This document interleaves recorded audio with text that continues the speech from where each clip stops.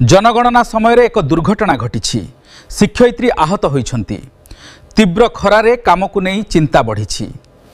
Champua block अंतर्गत काशीपाल यूजीएम school शिक्षयित्री बेबीराणी गिरी जनगणना कार्य को जाउथिबा बेले दुर्घटना रे आहत होइथिबा खबर मिली। आहत शिक्षयित्री को प्रथमे स्थानीय गोष्ठी स्वास्थ्य केन्द्र में चिकित्सा करा जायथिला, परे तांकु केन्दुझर जिला चिकित्सालय को स्थानांतर करा जायछि। खबर पाई काशीपाल स्कूल प्रधान शिक्षक भक्तवत्सल नायक घटनास्थल में पहुंची सहयोग करथिले।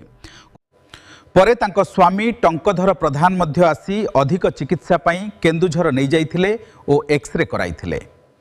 एपरी समय चंपुआ 48 डिग्री तापमात्रा रे तीव्र खरा मध्य जनगणना काम चलिथिबारु शिक्षक शिक्षयित्री माने विभिन्न असुविधा और अघटनर सम्मुखीन हेउछंती। ए परिस्थिति रे प्रशासन पक्षरु उपयुक्त तालीम और सुरक्षा व्यवस्था नेबाकू दाबी हेउछि।